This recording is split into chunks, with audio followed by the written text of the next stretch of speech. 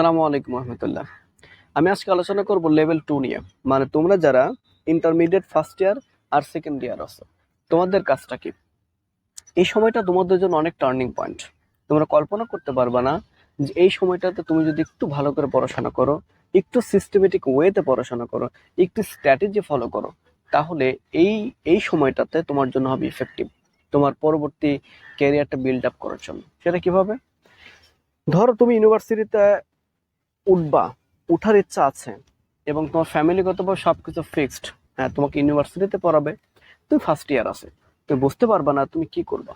তখন তোমার একটা কাজ হলো, তোমার আশেপাশে, ধরো তুমি একটা আহ ঢাকা শহরে থাকলে তো বুঝতেই পারবা তোমাকে কি করতে হবে, অথবা ধরো ঢাকার কোনো বাইরেতে তুমি আছো, তখন তুমি কি করবা?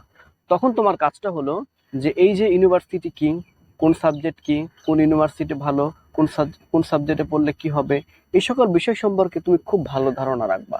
আর এটা কোত্থেকে পাবা?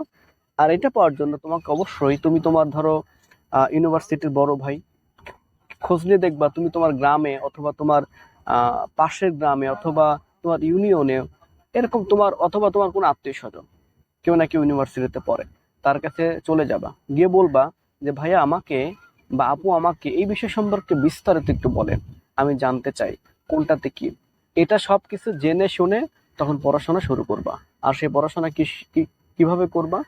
তোমাদের যে ইংলিশ ফার্স্ট ইয়ার মানে ইংলিশ ফর টুডে বইটা আছে, সেই ইংলিশ ফর টুডে বইটা এমন ভাবে কিছু কিছু চ্যাপ্টার আছে, কিছু কিছু টপিকস আছে, এমন ভাবে শেষ করবা যাতে ওই বিষয়ে একদম ফুল স্টপ থেকে শুরু করে কমা পর্যন্ত সব তোমার মুখস্থ থাকে, এবং প্রত্যেকটা ওয়ার্ডের সিনোনিম অ্যান্টোনিম প্রত্যেকটা ওয়ার্ড খুব ভালো করে এইভাবে দাগিয়ে দাগিয়ে তুমি পড়ে ফেলবা।